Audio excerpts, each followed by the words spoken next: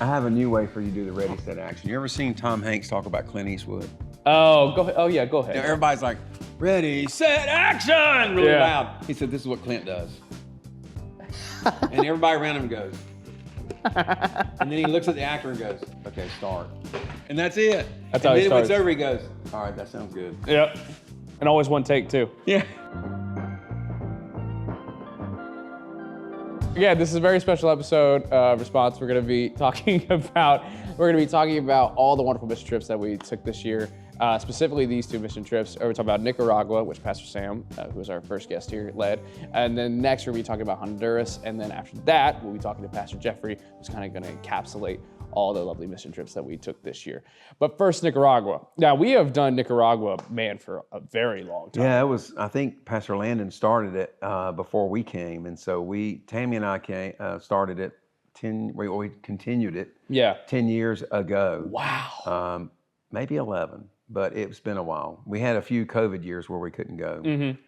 But other than that, yeah. How long have you worked here? So you've been 11 years. Oh, so you just jumped right in. Yeah, I started when I was young. Wow.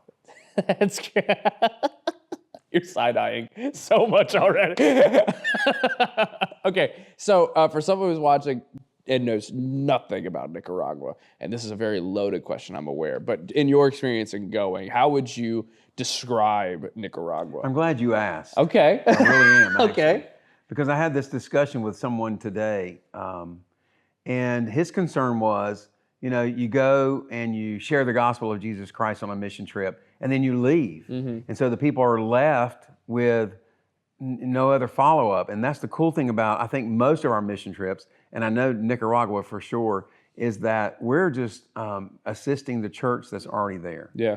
And it's an easy trip compared to a lot of them. You know, the biggest headache is going through Miami airport. But other than that, you know, it's getting into the country, and we have a great team on the ground there who has been there for 24 years, I believe. Wow. So they know the culture, they know the people. Yeah. And, you know, and so it makes it really easy. So this is what I tell everybody. If you ever want to go on a mission trip and you want to just try it out and see what you think, go to Nicaragua with us. Nice. Plus, I mean, if you get really, like, you need to come back, it's easier to get back because it's only 5 hours total. Mm-hmm. But it's a great trip to go on because we go in there and we just reinforce what the church in the barrio is already doing. And by building the homes and having VBS and talking to the moms and those kind of things. So there's already the structure there. We're just assisting that week. Yeah.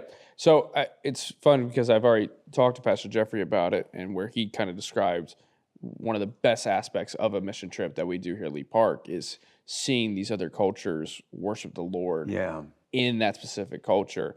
What does it look like in Nicaragua? What exactly are the differences that you notice, the things that you appreciate about the way they worship the Lord, the way they serve, the ministry that happens there? Yeah, that's one of the things we missed this year. We didn't, because of the schedule of the flight, we missed out on that. And so we've already booked next year so that we're there on a Sunday. Yeah. It's interesting because we hear familiar songs. Yeah. You know, that's big, I mean, obviously for me. Yeah. But we hear the songs in different languages. Mm-hmm. And that's really cool. I think the first time we actually went to the church in the bar in Cristo Rey, and it was like, we know this song. So we could sing along with them in English. And so that's cool. It's to experience their worship and their passion for worshiping the Lord in what they're involved in. And then the preaching, you know, we have a translator. Because they're going at it. Yeah. And they're preaching. And so the translator, they're together. And so it really helps. Like, we have a great translator on this trip. Yeah, nice. What was the group like this year? Who all did you take down with you? Oh my goodness. We took the entire Russell family. Wow. Which was amazing. You know, I mean, y'all know Carly. Yeah. And then her whole family went. Noelle went, our daughter. Yeah. She's the organizer. Oh yeah. Of all the smaller things. And Tammy and I, and then her hopefully future fiance. James Drew went, and his brother went. That was cool. And they spoke Spanish, so that was kind of cool. Oh, wow. The Medlins, the whole Medlin clan went, which I was amazed. And they did so good. Yeah. Oh, my goodness. And so there's hardly anyone that goes on this trip to Nicaragua that doesn't want to go again. That's awesome. In fact, I think everyone who went on this trip is like, when are we going next year? What's the date? Get us the date so we can go and ask off. That's awesome. And so it's just building. This year we took 30. Our goal next year is to take 40, maybe a few more. The place we stay in, it can hold 63. Okay. So that would be our limit. But the more we take, the more houses we can build. Yeah. The more children we can play with, and it just adds to it. So those are some of the folks we took, and I'm sorry if I missed your name. I just can't. He asked me that without giving me a warning. It's all on me. I could go look at the group me and tell you, but that's you. He's a young person, but he just forgot all the names. Yeah. Okay, so a typical day in terms of serving in Nicaragua, because you've already mentioned about house building. You mentioned like helping out in their VBS. If there's someone here who's listening and is like wondering what does a day-to-day process kind of look like? We don't go at the crack of dawn because of traffic. We have to travel from one side of Managua to the other side to get to Cristo Rey, and it's better to go a little bit after the traffic or go in the dark. Yeah, and we don't want to do that. So it's not like we're getting up. You know, we do because of the time change. You're used to getting up. It's 2-hour difference, so you're used to getting up anyway. But so we get up, have breakfast in the compound that we're in, and then we load up the vans, stop by a convenience store, get water, everybody gets a drink. Then we head to the Cristo Rey where we work, and we get out. This time we had 2 houses being built. So the construction people who wanted to work on that, whatever it was, we assist the supervisor and his team. So you know it's almost like we're there and we work. Right. But they do everything. Like we left, we have to leave. We want to leave before dark. Yeah. And so they continue to work so they get these houses finished. Those are the local guys. But so we do that. Then in the church, a lot of people did VBS for the kids. They did it for the women this time. They taught some other things that were for their health. Yeah. And then they played with the kids. And then as we got near the end of it, once they did the VBS, then they came over to where we were building the houses. Yeah. And that's when they get in the streets, the dirt paths, and play with the kids. Wow. Man, our students were out there. I mean, they didn't care. It didn't matter. They were out there rolling around in the dirt, playing with the kids, hugging on them, loving on them. And it was just a cool thing to see. Yeah, pretty cool. So, I mean, you obviously been going to Nicaragua for many years now. And this past year, obviously, clearly had an impact on you. Do you have like any specific memory or story from any of these trips that sticks out from the rest? Because like this happens all the time. Whenever people go on these mission trips, they just have experiences that are just so memorable and stick with them so specifically and spiritually.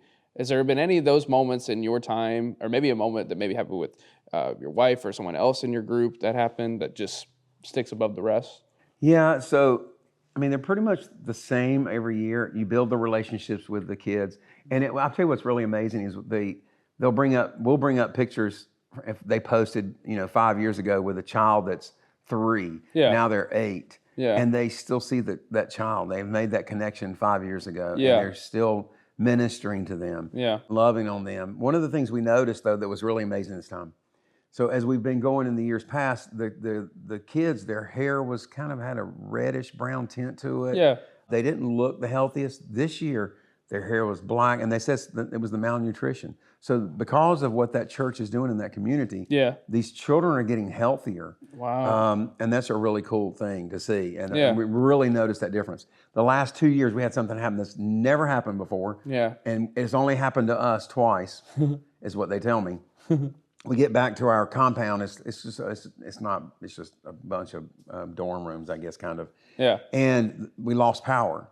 Last year we lost power for a different reason. Storm came through, killed it. And in Nicaragua, they don't care. It's, it's a government that doesn't care. Yeah. And so who knows? You're going to get power. So we got back that night and we lost half of the power. So only like a few outlets worked. The pump didn't work to give us water.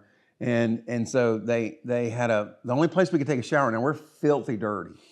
And they had a hose that had no pressure. I mean, if you went higher than my chest, there was no pressure. Wow. And so that's how we all took our showers. Wow. But the coolest thing, and both times, this year and last year, nobody complained about it. Wow. Nobody moaned. Nobody made a side comment of like, oh. Yeah. It was like, okay, we're going to go on and do our thing. Wow. So everybody, after a while, got some kind of a shower, and it worked out. The weather was cool, thankfully. Y'all were here in 101 degrees, and we were like 90. Wow. But that was probably memorable in the fact that our team it didn't bother them. Right. Nothing bothered them. Right. Whatever schedule, you have to be flexible, but it was like, okay, whatever, we'll do it. And so just building those relationships and being flexible in the way we routine our day. That's amazing. Yeah, no matter what comes. Yeah. Well, you've done already a great sales pitch already, but we certainly expect that people who are going to be watching this are going to maybe wrestle with the fact that they've struggled with this before. Maybe they have felt this inclination about going overseas, but have been a little apprehensive towards it.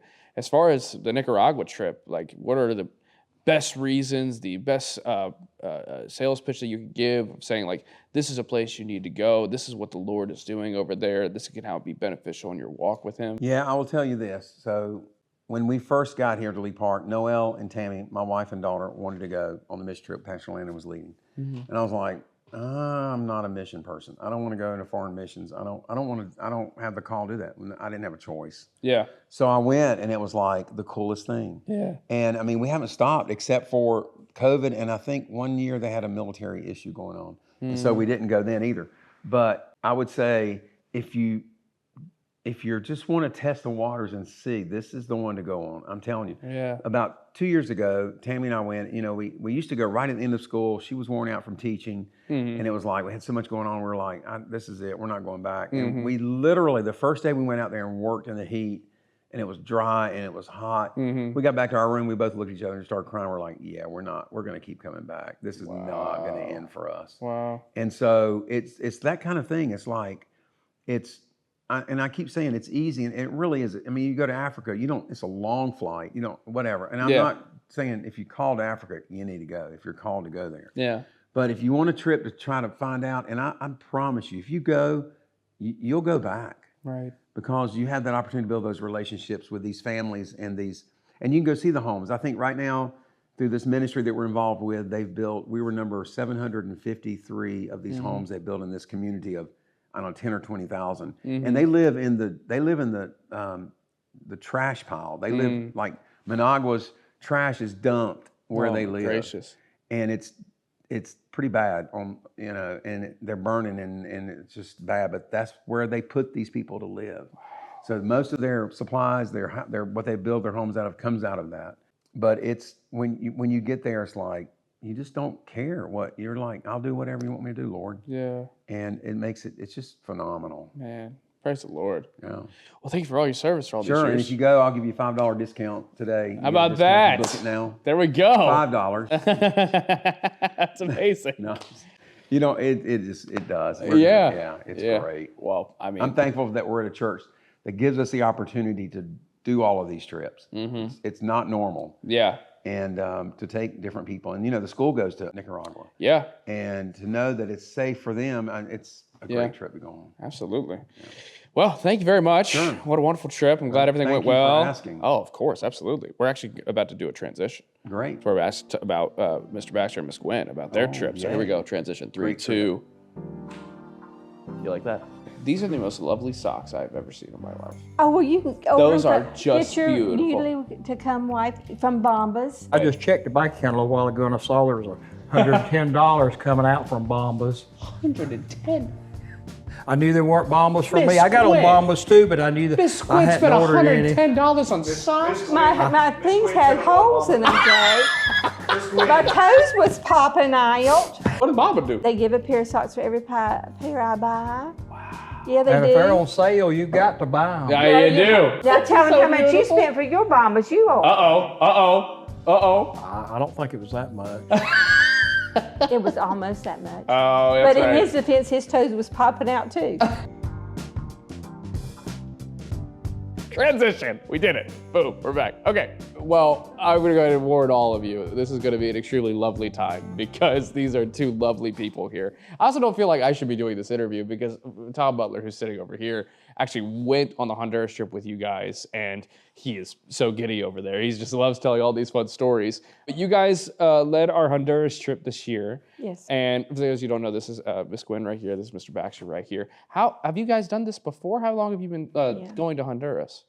I've been involved in missions in Central America since 2014 or 13 or somewhere along in there. Okay. And the organization we go with is GLOW International, and it grew out of a group called Finish the Wall at that time. Yeah. And those guys came from Carmel Church, and they go and finish projects no one else can finish. And then little old ladies like me go with them. And us little old ladies wanted to do things for the people. And those boys were engineers. You go in there and you finish her and you get out. Yeah. But they let us.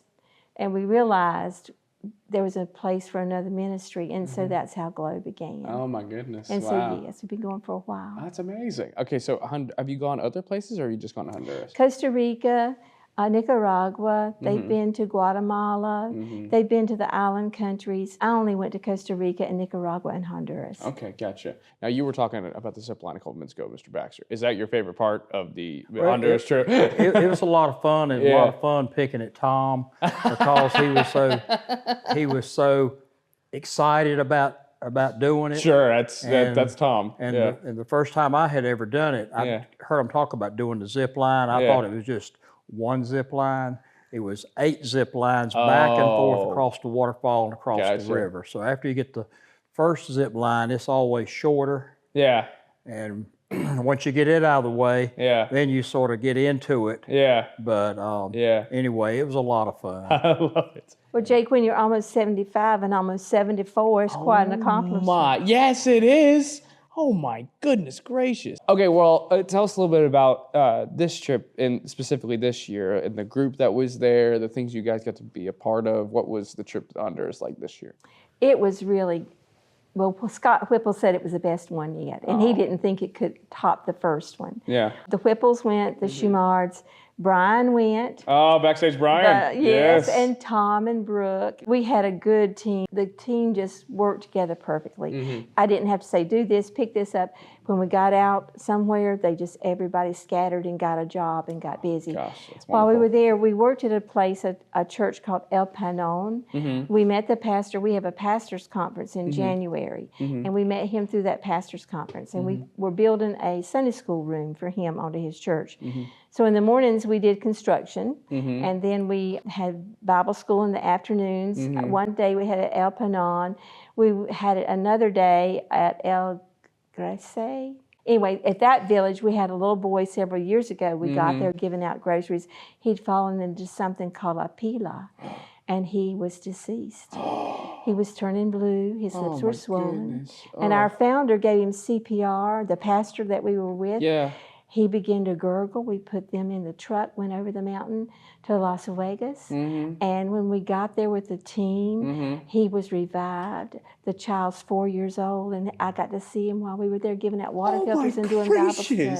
Isn't that wonderful? Wow, that's amazing. His name is Estras. Estras. And he's precious. Oh my goodness, it's 4 now? He's 4 now. Oh my So we gave gracious. out groceries and did Bible school. And then on Thursday, we went to what is called the Forgotten People. Okay. And people don't go there because it's so rugged and so far out in the boondocks. We had to go about an hour and 20 minutes by bus and then 45 minutes by boat. And the villagers came out to us at the edge of the lake because it would have been another trek into the jungle. And we washed children's feet and gave shoes. Yes. Samaritan's Feet had given us 18,000 pairs of shoes to give out this year. Wow. And then we gave out water filters. And our church, and I have to brag on our church, I'm sorry. Oh, you're good. But we received enough money to give 10 million gallons of clean water.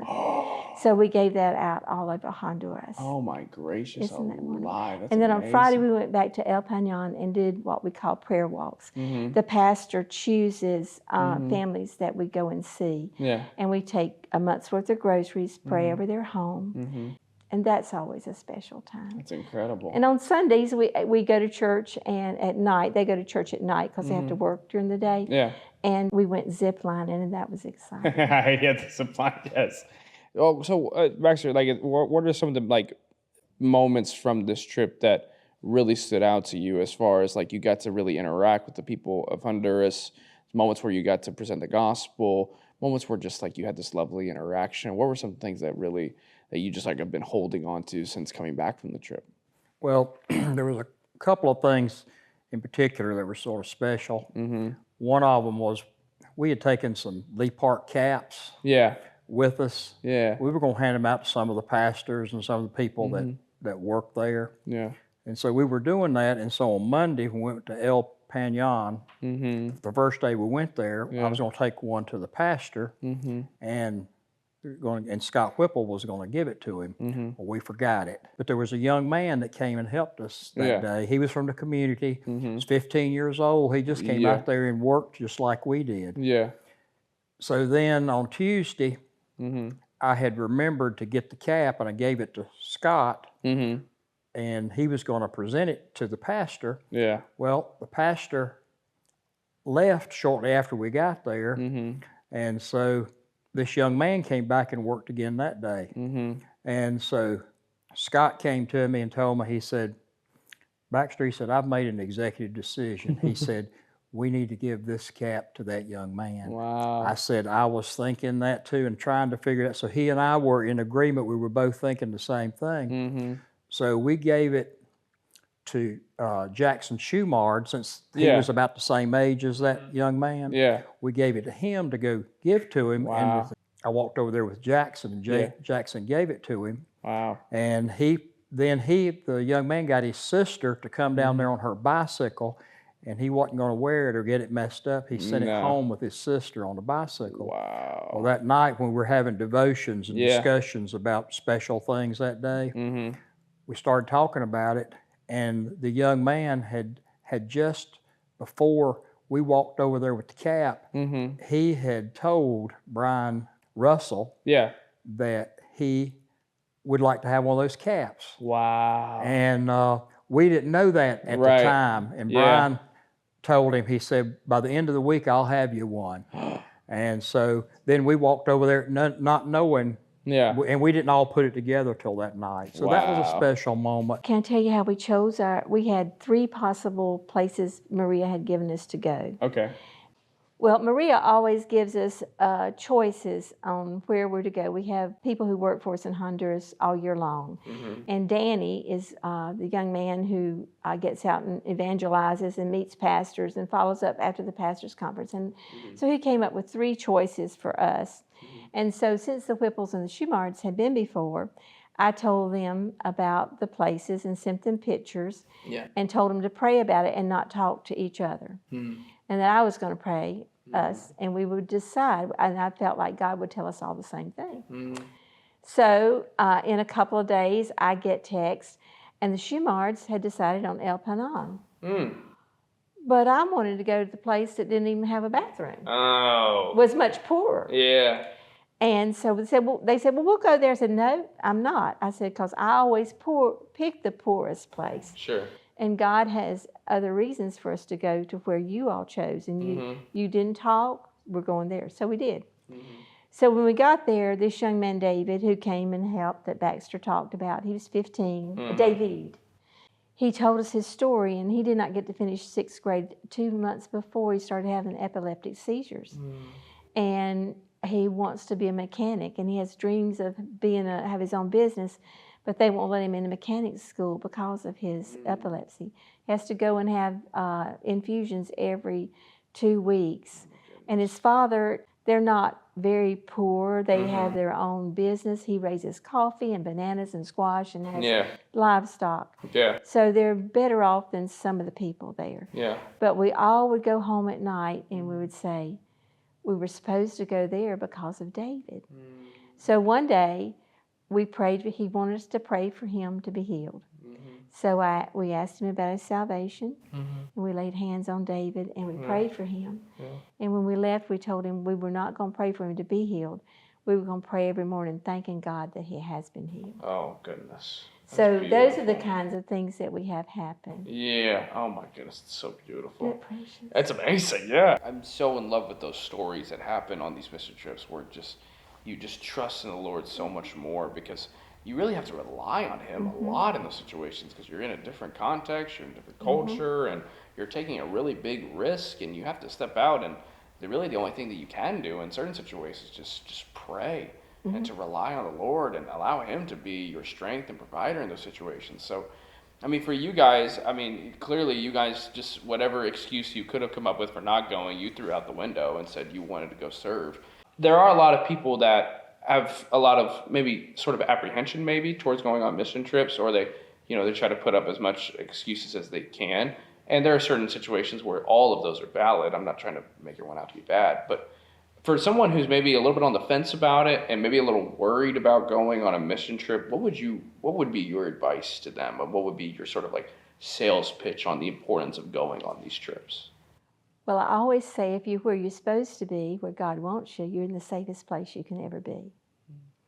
And in our particular instance, we fly into San Pedro Sula, and it's a 2-hour drive on a bus down to where our little village, El Eden. And we own our own facility. We bought the hotel from the previous owners who worked for us. They're now retired. And we have our children's home upstairs, and our mission team stay downstairs.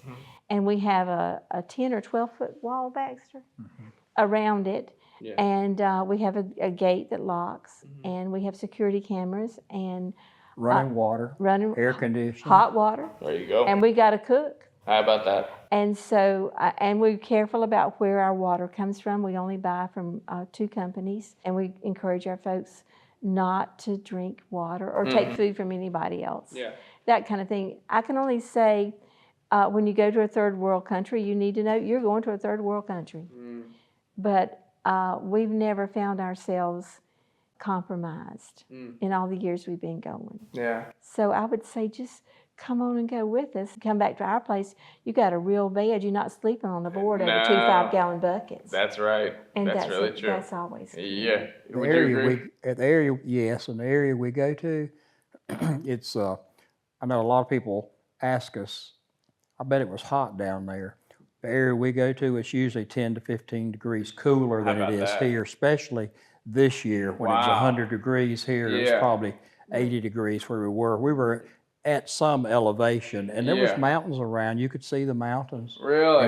And we were up in the mountains too. Yeah. Doing some of our work. We're near Lake Yohoya too, which is the largest lake in Honduras, and so we get a lot of lake effect. You know, it's cooler, so it's very pleasant. Well, that's so lovely. Yeah. And then this year when we did the village or the 2 villages over around another lake, it looked like it was a commercial lake. I didn't see any personal watercraft or anything. We rode on a boat for about 45 minutes, which was probably at least 15 miles to get to the first one. We found out later that it was, there are 64 villages around that lake, and most of them are faith-based, and we only hit 2 of them. Wow. And that's something else about Glow. We don't go in as the Americans.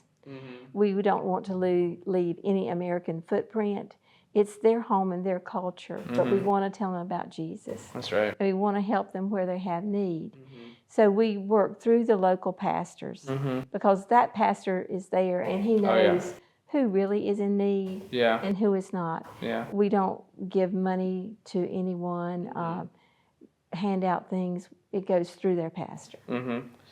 I feel really obligated to ask both of you this question. You 2 are just extremely fun to be around, to be honest with you. I just feel like it's necessary within this company to sort of ask, what has been your favorite thing the Lord has taught you once you've gone on these mission trips? Things that maybe you've seen from the Lord, how your relationship grew closer to Him during this time. What is something that you learned about Him as you've gone on these trips so faithfully and with such courage? Well, just that He is always faithful. There's been times when we first started, we didn't know where the money was coming from to do things. And when you have we have 2 soup kitchens in 2 different communities, 2 different education programs. We have children who've been abandoned in our children's home, and we have employees. And just walking by faith and believing that God's going to provide what we need when we need it. We've got to have a new well now, but God sent that money. The more you trust, the bigger the things He asks you to trust for. And He's just always been faithful. There are 3 things I pray over Glow every morning. I thank Him, Father God, that He's the Holy One, the Redeemer of Israel, that He teaches us how to profit and He shows us where to go. He directs our steps. The next thing I thank Him for is that He's always confirmed the work of our hands and given us favor. The next thing I thank Him for is that He gives us seed to sow, and when we sow it, He multiplies it way beyond what we could imagine. And then when people come to Christ and their needs are met, we just stand back and watch Him get glory. So those are 3 things I speak over that ministry every day. Oh, that's beautiful. Yeah. One thing that has been very important to me, and I'm very thankful for, there's actually answered prayers, was that Lee Park is sending a team, and we've been able to go on it. It's been a real blessing to go with people that you go to church with. Yeah. And the first 4 mission trips I went on, it was with people that went to church, but Right. it was multiple churches, and some of them you didn't even get to meet them until you got to the airport. Since Lee Park has been sending teams, it's been much different. Mm-hmm. It's been much better. Mm-hmm. We get to know each other from our meetings, and then we see each other at church. Yeah. And we get there, we're able to sort of loosen up some and laugh and joke, and we all experience some of the same things. And part of what is the love. It's not only that we're doing something for those people there, but the love that they show us, and just the love from the children and some of the adults. And you can sense that they love the Lord, but they don't have a whole lot. And so I think that's been special to me to see that. And when they bring you gifts, there were 2 little children. One of the little boys is in our home now. The first year Baxter went, they were probably 3 and 4 or something. They came in the door and they had picked up 2 rocks, and they took Baxter's hand and put 2 rocks in his hand. And there was a little girl that same year that I had given candy to. Yeah. And then she came in and she brought me 3 rocks, and so I saved those rocks, and I've got them on a shelf in our house. Amazing. It's when they show up and they've got on the very best they have, and they're washed spick and span, and they want you to love them. Oh, it just touches you in a deep place. Well, there was one little boy and little girl this year. I believe they were 5th graders. Yeah. And they're best friends, and they do everything together. So I guess they're sort of like boyfriends and girlfriends, and they don't know it yet. Yeah. But it was funny to watch them, and they would just come up to you and introduce them to you. Then you start paying attention, and you'd watch and see them. Yeah.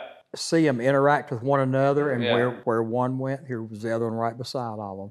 And the teachers said that those 2 children, they were kind to everybody. Yeah. But they lived it, because you could see it just being around them. Yeah. That's amazing.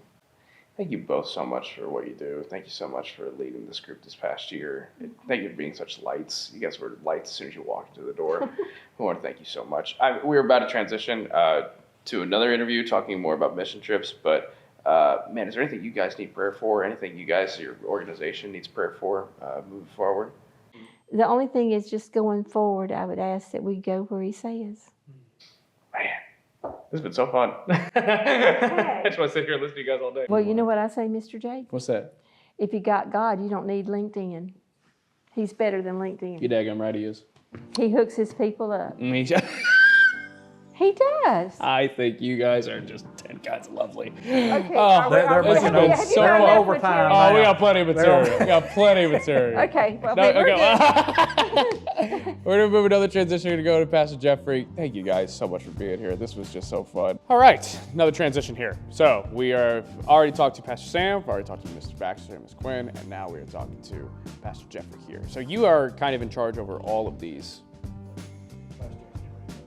Are you serious? Come on. Are you serious? Nobody cleared. Unprofessional. No one cleared the set. Trying to be professional with a new sign and everything, and that happened. The best part, too. Yeah. We just got to the best part. By the way, not a bad opening out of the Jake Justice there. That was pretty good.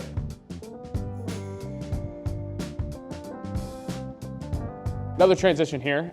So we've already talked to the lovely leaders of the Honduras trip, the Nicaragua trip. Now we are talking to Pastor Geoffrey here, who's kind of in charge and kind of mans the entire ship of all of our mission trips here. And you also have a lot of experience with missions throughout your life and throughout your ministry. Mm-hmm. And so we're just curious in terms of like the things you're hoping to see, the stories you're hoping to hear from these mission trips and from the people in our congregation that go on these trips?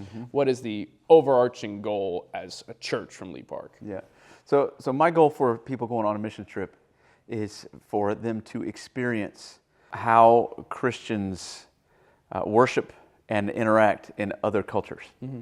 I think it would be healthy if every church member that is able were to go on a mission trip. When you get to another culture and enter into a church building with other believers who speak a different language but worship the same God that we worship here on the Sunday morning, and you hear a song that is familiar and you don't understand what they're saying, but you know the words in your language, Right. and you realize we're all worshiping the same God, Yeah. just in different languages. That's a beautiful thing to me. I love that. I love for people to experience that. Yeah. I also love for people to experience one-on-one conversations. Language is a barrier sometimes, but when we are united in Christ, we are of the same mind, of the same heart. We have a lot in common. And even if it's through a translator or through broken language interactions, we can still just encourage one another and learn from one another. And it's really neat to know that Americans aren't the only Christians in the world. There's Christians in every nation. It's really neat. Yeah. Piggyback off those fantastic points. Let's say there's a person in the congregation, probably new to the church or maybe been a part of the church, but hasn't really even gotten involved in terms of like a volunteer position at Lee Park. They show up consistently Sunday to Sunday. Maybe they show up in their discipleship groups, and the idea of missions is always presented to them, but they've never really felt the push, or they have had a lot of fear and worry about actually going out and doing it. What would be your sort of campaign and your motivation to those people? The first barrier that people put up is finances. No, I can't afford it. If God is taking you somewhere, He's going to pay for it. Yeah, the money comes. There are generous people in our church who will help fund these trips. So finances should be the last reason that we don't go. But it's the easiest barrier to put up. Right. Oh, I can't afford it. I'm not going to go. Well, that quickly, I'm sorry to interrupt you, but that also is the same thing for youth camps as well. Right. It's the exact same thing I say to them. It's like that should never be a problem. If that is the problem, if that's the one thing that's stopping you, let us know. We'll take care of it. The reality is there's discomfort, there's risk, questions about vaccinations and travel issues, and there's a lot of logistics that goes into a mission trip. But man, don't let money be the thing that stops you. Right. Let's explore this together, and let's talk about the importance of doing this with other believers. We put up barriers because we have some reason why we're afraid to trust God to lead us on this trip. Yeah. But once someone goes, they come back changed. They come back different, and that might be the last trip they ever go on. Yeah. But your perspective of life here changes when you see life in other cultures. Like in your experience with all these people that have gone on these trips, is that change from a person? Is it much about what you talked about at the beginning, that you're seeing these other people worship the Lord in these totally different cultures, or is it just the fact that they followed through? With they felt an inclination, they felt like something was calling them to go and step out and to do something that took some risk, logistical risk by a lot, but they did it, and the Lord provided and made them safe throughout. Yeah, I think that initially overcoming that risk and overcoming that discomfort and being there and recognize it, I think that's a big win for people. But then one of the things I hear from a lot of people when they come back is, man, they don't have the stuff that we have. They don't have the resources that we have, but they're fine. They love God. They love each other. They're doing the Christian life there with. We are so blessed here. We have way more than we need, and yet we complain when we don't have more. Yeah. And there you just give them a little bit of help, a little bit of love, a little bit of encouragement, and that goes a long way for them. I think that's the biggest impression that people come back with, is how simple life can be. Yeah. And just as a whole, if anyone's listening to this and they feel that inclination where that's maybe the Lord is calling upon their lives to really step out of missions, what would be the first things that you would tell them? It's the first thing, sort of practical advice is, if you feel this call on your heart now, where do you need to go? Sign up. Sign up for a trip. So Lee Park church.org, we have a missions page, and you can fill out an application. We vet everybody that goes. You don't have to be a member of the church to go, but we will vet you, personal testimony. Do you know enough about your strengths and weaknesses? Kind of almost like a job interview, but we want to know that we're taking solid people on these trips. Right. But yeah, get that thing filled out, and then we'll have an interview with you. We'll talk you through some of the logistics, help you figure out which trip might be a better fit for you or for you and your family. And then we usually go through some level of training. Yeah. Especially for people that have never left this culture. And we talk about how, we're not going there to fix them. Yeah. We're not going, we build houses in Nicaragua. We're not going there to teach them how to build a house. They know how to build a house. We're going there to show them love and encourage them and work alongside them while they build their house. Right. So we're not going there to try to change their culture. We're not going there to try to change their way of doing things. We're there to build relationships and to encourage. I kind of thinking through all this I know personally I have a lot of mission stories when I went on my mission trip. I know Tom over here who went to the Honduras trip, he told one story. It's Tom's story, so if you happen to see him, please go ask him about it because it's a beautiful story about him and his daughter. I went to Dominican Republic years ago, and it was a very interesting and really sinful environment, unfortunately. And there was a lot of great people, obviously, but there were a lot of people that really needed to hear the gospel. The culture difference is a real thing. It is a shock to your system in terms of how different their lives are. But in that divide and in that difference, there is such a visible commonality of the Lord that he can speak through, and he is that through line between these two cultures and how you can connect.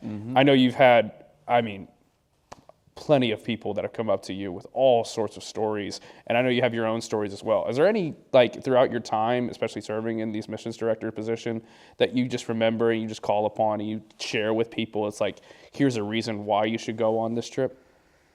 Man, it's just the relationship. I'll tell you this story. I was in Haiti with a team. We had about 25 people there, and we were sitting around one evening talking with the pastors and some other church leaders, and just kind of having a Q&A with each other. And they were talking about how appreciative they were that we were there. And I said, hang on a minute. I said, we got 25 people here. It cost us $1,200 a person to get here. 25 times $1,200, that's like $30,000. I said, would it not have been better if we had just sent you $30,000? And he said, absolutely not. He said, we would much rather have you here for a week than $30,000. Wow. Yeah, I knew he was going to say that. Yeah. But I wanted everybody else to hear them say that because that's, again, is another one of the barriers that the American church gives. Man, we could just send lots of money. Right. Why are we wasting money sending people over there? Right. It's relationships. Yeah. Paul, the apostle, when he went on his mission trips, he went because he wanted to be with the people that he was ministering to. He wanted to pray with them. He wanted to love on them, and that's the same. We should have that desire to be with other believers, whether it's in our own community or in another country, somewhere else in the world. That's beautiful. And that's really the hope of this one, is that we wanted to share these stories and with our leaders of how impactful the trip was and what the Lord did through all the lives that were courageous and went on these trips. What are the next trips coming up for anybody that may be having this sort of inclination towards going on missions? So coming up, I've got the Lee Park Prep trip. We take the juniors and seniors. We're leaving we'll be there first of the year, and then and obviously that's only for juniors and seniors at Lee Park Prep. But next year there's a group that goes to Malawi. Dr. Jurgel, our campus pastor at Community Church, goes on that just about every year, and he loves that ministry. Honduras, Gwen and Baxter will be leading that team again next year. We don't have dates out yet, but that'll be coming soon. Yeah. Nicaragua, Pastor Sam and Tammy are ready to take another group next summer to Nicaragua. And our Ecuador team that is just coming back, we're going to talk to them and see if that's it was the first year this year with Lee Park, and so we're going to see if that's a viable trip again next year or not. Amazing. All right. That's fun. Well, we usually end these things with a fun question. So I'm going to act like I prepared a fun question for you, and then I'm just going to go ahead and ask you now. I think you have a lot of good standing to answer this. in terms of your favorite place to go, because you've obviously been a couple That's places. not a fun question. Yeah. That's not a fun question? No. Why? It's like when people say, which one is your favorite child? Oh, wow. I love them You're all. so lovely. But they all have different characteristics about them, right? You And got to have so, a favorite. Yeah. You got to have a favorite. Man. Yeah, I don't Tara's have not your favorite right now? Give me favorite your child? Yeah, come on. No, the kids don't matter anymore. I have grandkids. That's the favorite. Kids are out the door. Man, a favorite country to travel to? Oh, yeah. But see, there's some that I haven't been to yet that I still want to visit. Where's that? I want to go to Asia. I want to see India. I want to go to China. Yeah. I would love to go check out some places like that. But, Yeah. I mean, Peru. When I was in Peru, we were in the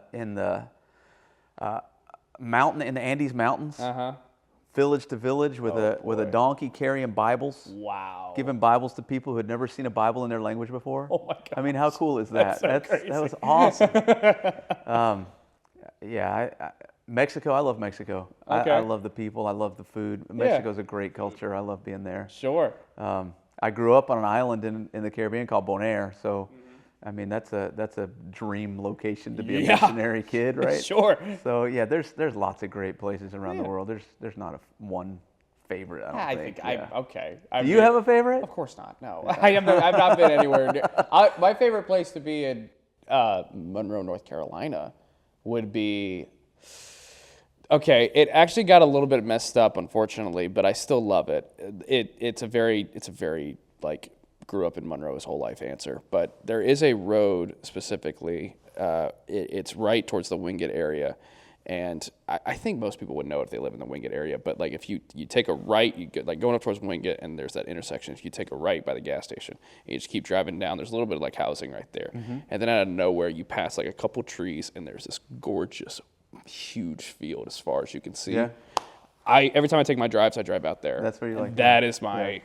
That has nothing to do with this conversation and this podcast. There's no mission work going on out there in that field. Yeah. Fun question. Okay, well, we have a lot of things to pray for, obviously, in terms of not just all the work that's going to continue to be done in missions, obviously the work you'll continue to do, but man, for anybody who's listening and I guess maybe struggled with this for a while about the desire to go and to just have the confidence and the faithfulness and the courageousness to just step out and go and sign up and to know that they're going to be taken care of by their church, to know that they're going to be loved on and appreciated and all that. So, plenty to pray for. If you don't mind praying for us, that'd be great. Okay? Absolutely. Father God, we are so thankful for who you are and what you allow us to do and be a part of. And you've given us this great commission to go into all the world and baptize people in the name of your Son and to make disciples out of them. And I pray that that's what our missions program here at Lee Park does, is takes people into places and areas where we can share your love with people and where we can see people come to know you and be discipled in your name. And I just pray for folks that might be watching this that are feeling that little prompt to maybe check out a mission trip. Give them the courage to step forward. And God, we thank you for those that are going to help fund these trips, because it's not cheap, but you are the owner of all things and you can provide for that. And we thank you for that. Thank you for your Son, Jesus Christ, and the reason why we do what we do. In Jesus' name we pray. Amen. Amen. All right. Good stuff. Cool. All right. Yeah, good stuff.